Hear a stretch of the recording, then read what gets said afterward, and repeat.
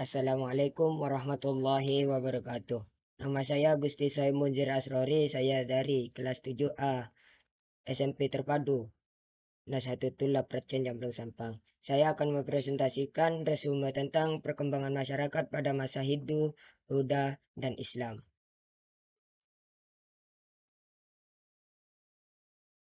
Tujuan saya membuat resume ini untuk mengetahui bagaimana sejarah masuknya tiga agama tersebut di pribumi Nusantara ini dan bagaimana tanggapan masyarakat Indonesia pada masa itu.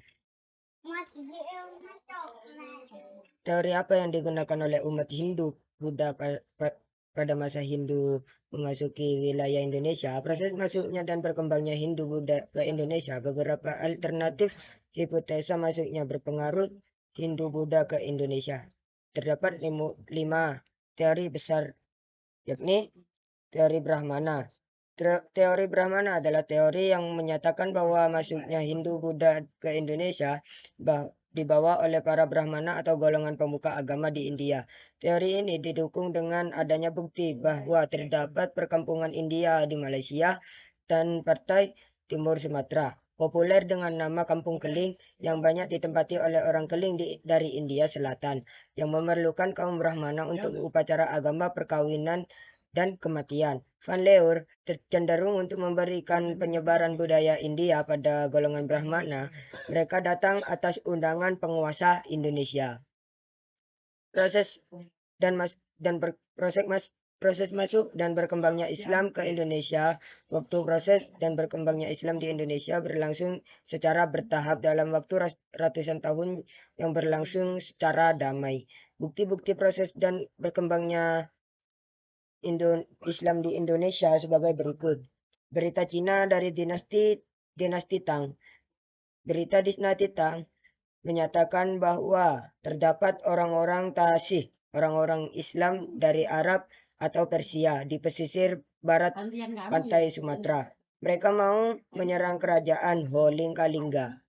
Pada masa pemerintahan Ratu Sima kurang lebih 674 Masehi. Akan tetapi membatalkan niatnya karena kerajaan Holing masih sangat kuat. Berita Jepang dari tahun 749 Masehi menjelaskan bahwa di kanton terdapat kapal-kapal pose Tasih Kuo. Istilah Tasih ditafsirkan sebagai orang Arab dan Persia. Batu nisan Fatimah binti Maimun di lereng Gresik. Makam Fatimah binti Maimun Zubir Maimun berangkat sudah tahun 475 Hijriah atau 1082 Masehi. Hal ini membuktikan bahwa pada masa kerajaan Kediri, agama Islam sudah masuk ke Pulau Jawa walaupun menyebar luas di daerah Jawa Timur. Batu nisan berikut ini merupakan salah satu teori yang digunakan untuk proses masuknya agama Islam di Indonesia. Teori Persia, teori ini dikembangkan oleh Hussein Jayaningrat. Teori Persia lebih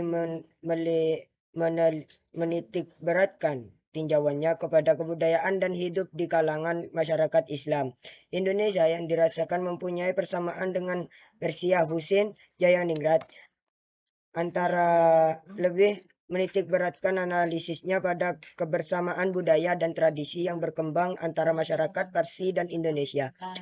Kesamaan kebudayaan ini antara lain pertama peringatan 10 Muharram atau Asyura yang sebagai hari peringatan Syiah atas kematian Husain bin Ali, cucu Nabi Muhammad SAW, seperti yang berkembang dalam tradisi tabut di Pariaman di Sumatera Barat. Istilah tabut atau keranda diambil dari bahasa Arab yang ditranslasi melalui bahasa Farsi.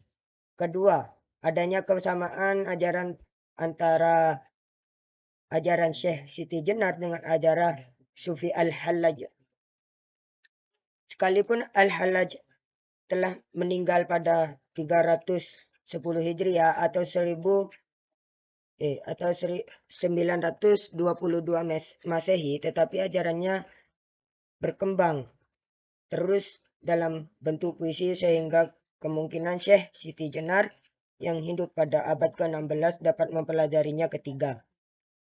Ketiga, penggunaan istilah bahasa Iran dalam mengeja. Huruf bahasa Arab pada tanda-tanda bunyi harokat dalam pengajian Al-Quran tingkat awal. Dalam bahasa Persia, fathah ditulis jabar, zabar. Kasroh ditulis jer atau zir. Doma ditulis ps. Huruf sin yang tidak bergigi berasal dari Persia, sedangkan sin bergigi berasal dari Arab. Kedua, adanya kesamaan ajaran antara ajaran Syekh Siti Jenar dengan ajaran Sufi Al-Hallaj. Sekalipun Al-Hallaj telah meninggal pada 310 atau 922 Masehi. Mungkin cukup resume dari saya. Bila mana ada kurang lebihnya, saya memohon maaf. Wassalamualaikum warahmatullahi wabarakatuh.